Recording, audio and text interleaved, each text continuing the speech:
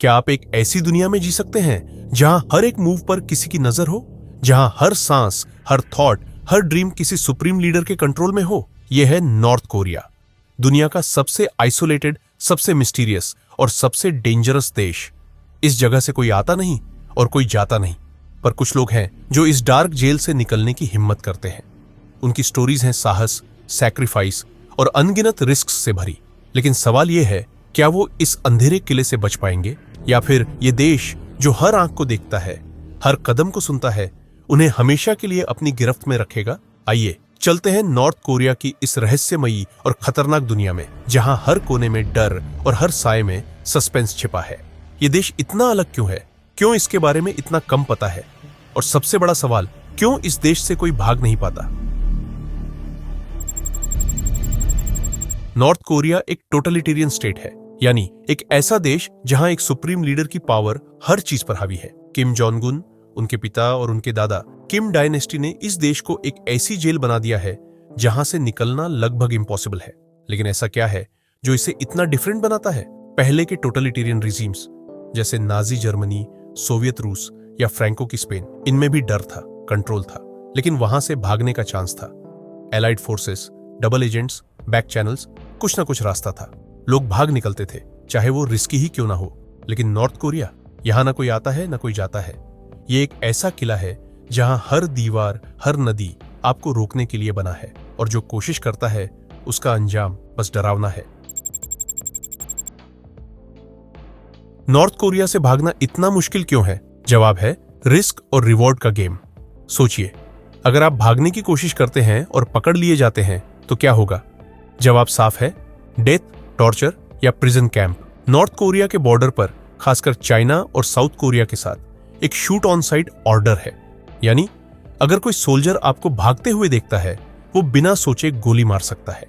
और अगर आप बच भी गए तो प्रिजन कैंप आपका इंतजार कर रहा है।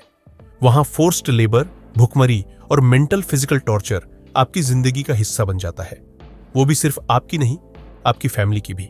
नॉर्थ कोरिया में 3 जनरेशन रूल है, यानी अगर आपने क्राइम किया तो आपकी फैमिली की 3 जनरेशन तक को सजा मिलेगी। और क्राइम क्या हो सकता है? मर्डर या ड्रग ट्रैफिकिंग तो समझ आता है, लेकिन अपनी पसंद के गाने या फिल्म देखना, ये भी क्राइम है। और सजा या तो एग्जीक्यूशन या प्रिजन कैंप, जहां 40% लोग कुछ ही सालों में भुखमरी से मर जाते हैं। सोचिए, इस डर के साए में कौन भागने की हिम्मत करेगा? सिर्फ वही जो अपनी जिंदगी दांव पर लगाने को तैयार हो, और वो भी तब जब उनके पास कोई प्लान हो, कोई रास्ता हो। लेकिन रास्ता ढूंढना भी आसान नहीं। नॉर्थ कोरिया की जियोग्राफी ही इसका सबसे ताकतवर हथियार है। यह देश ईस्ट एशिया में कोरियन पेनिनसुला के नॉर्थ में है। इसके नॉर्थ में रशिया और चाइना, ईस्ट में ईस्ट सी, वेस्ट में येलो सी और साउथ में साउथ कोरिया। लेकिन इनमें से कोई भी रास्ता आसान नहीं। चाइना और रशिया दोनों ही नॉर्थ कोरिया के पुराने दोस्त हैं। इन देशों ने हमेशा डिसेंट को दबाने में एक दूसरे की मदद की है। 2014 में रशिया और नॉर्थ कोरिया ने एक डिपोर्टेशन एग्रीमेंट साइन किया, जिसके तहत दोनों देश एक दूसरे के इलीगल सिटीजन्स को वापस भेजते हैं। DMZ, साउथ कोरिया का बॉर्डर यानी डिमिलिटराइज्ड जोन, DMZ दुनिया का सबसे हैवीली गार्डेड एरिया है। 160 मील लंबा, full of military personnel, surveillance और डेंजरस ट्रैप्स। यहां से बच निकलना लगभग नामुमकिन। और अगर जियोग्राफी ही काफी नहीं थी तो नॉर्थ कोरिया का टेरेन और मुश्किल बनाता है। देश के सेंटर में है निम माउंटेन्स, जो नॉर्थ से साउथ तक चलते हैं। नॉर्थ ईस्ट में है हॉन्ग माउंटेन्स, जो कैमा हाईलैंड्स तक जाते हैं। साउथ ईस्ट में TC माउंटेन रेंज। इन सब का मतलब है कि अगर आप मेन रोड्स अवॉइड करना चाहते हैं तो आपको इन डेंजरस माउंटेन्स को क्रॉस करना होगा। और मेन रोड्स वो सर्विलांस से भरे हैं। चाइना रूट, एक खतरनाक जुआ। अगर आप नॉर्थ कोरिया से भागना चाहते हैं तो चाइना सबसे प्रॉमिसिंग रूट लगता है। क्यों? क्योंकि चाइना का बॉर्डर सबसे लंबा है, 840 मील, और नॉर्थ ईस्ट चाइना में कोरियन कम्युनिटी है, जहां डिफेक्टर्स ब्लेंड इन कर सकते हैं। चाइना में पहुंचने के बाद भी आप सेफ नहीं हैं। चाइना का सर्विलांस सिस्टम नॉर्थ कोरिया से भी एडवांस्ड है। हर सिटीजन का फेशियल डेटा गवर्नमेंट डेटाबेस में स्टोर्ड है। जैसे ही आप स्कैन होते हैं, सिस्टम को पता चल जाता है कि आप डिफरेंट है, और फिर डिपोर्टेशन, सीधा प्रिजन कैंप। दिसंबर 2023 में 600 नॉर्थ कोरियन डिफेक्टर्स जो चाइना में पकड़े गए, वो मिस्टीरियसली वैनिश हो गए। South Korean human rights groups का कहना है कि यह दशकों में सबसे बड़ा मास डिपोर्टेशन था। चाइना इंटरनेशनल लॉ तोड़ने से बचने के लिए इन डिफेक्टर्स को इकोनॉमिक माइग्रेंट्स कहता है, न कि रिफ्यूजी। चाइना रूट का एक और डर human trafficking. Transitional justice working group के मुताबिक 80% फीमेल डिफेक्टर्स ट्रैफिकर्स के हाथों में फंस जाती है। कुछ को सेक्स इंडस्ट्री में बेच दिया जाता है, कुछ को चाइनीज मेन को वाइफ्स के तौर पर, मेल डिफेक्टर्स को स्लेव लेबर में धकेल दिया जाता है। रशिया का बॉर्डर सिर्फ 10.7 मील का है, लेकिन रशिया भी चाइना जितना ही सख्त है। 2017 में सिर्फ 2 नॉर्थ कोरियंस को रशिया में रिफ्यूजी स्टेटस मिला, बाकी डिपोर्ट। और डीएमजेड ये तो डेथ विश है, लेकिन कुछ लोग जैसे ओ सॉन्ग ने इसे क्रॉस किया। 2017 में एक नॉर्थ कोरियन सोल्जर क्रैश होने के बाद वो गोलियों की बौछार में भागा। 5 गोलियां उसे लगी, फिर भी वो साउथ कोरियन साइड तक पहुंच गया। साउथ कोरियन सोल्जर्स ने उसे बचाया, लेकिन इस एस्केप के बाद नॉर्थ कोरिया ने डीएमजेडी पर न्यू गेट्स और व्हील स्पाइक्स लगा दिए। अब ये रास्ता और भी इम्पॉसिबल है। कुछ एस्केप्स ऐसे हैं जो मिरेकल्स लगते हैं।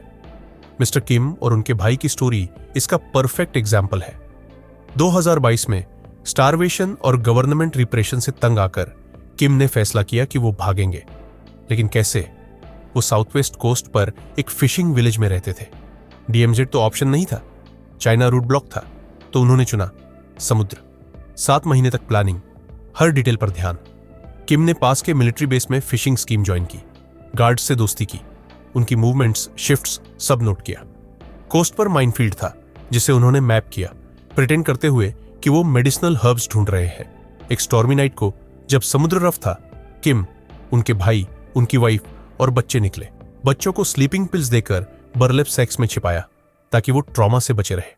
माइनफील्ड क्रॉस किया, धीरे धीरे ड्रिफ्ट किया ताकि गार्ड्स को शक ना हो। जैसे ही वो डीएमजेडी मैरीटाइम जोन के करीब पहुंचे, पीछे नॉर्थ कोरियन बोट ने चेज किया, लेकिन तब तक वो साउथ कोरिया के योनगपोंग आइलैंड पर पहुंच चुके थे। वो फ्री थे। लेकिन ये स्टोरी रेयर है। समुद्र से भागना ये रोड लेस ट्रैवल्ड है, और इसके लिए लक, प्लानिंग और हिम्मत का परफेक्ट कॉम्बिनेशन चाहिए। क्या भविष्य में कोई उम्मीद है? नॉर्थ कोरिया से भागना पहले से कहीं ज्यादा मुश्किल हो गया है।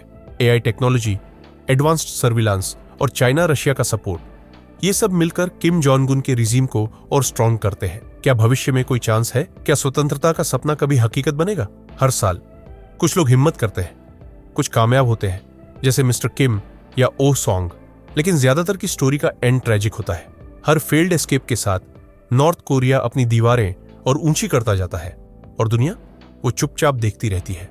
नॉर्थ कोरिया एक देश, एक जेल, एक मिस्टीरियस किला, जहां हर कोने में डर है और हर साए में सस्पेंस। जो लोग भागने की कोशिश करते हैं वो सिर्फ अपनी जिंदगी ही नहीं, बल्कि अपने लव्ड वंस की जिंदगी भी दांव पर लगाते हैं। फिर भी वो कोशिश करते हैं, क्योंकि स्वतंत्रता का सपना चाहे कितना भी दूर हो, इंसान को हिम्मत देता है। लेकिन सवाल यह है, क्या यह सपना कभी सच होगा, या नॉर्थ कोरिया हमेशा के लिए एक ऐसी जेल रहेगा जहां से निकलना सचमुच इम्पॉसिबल है?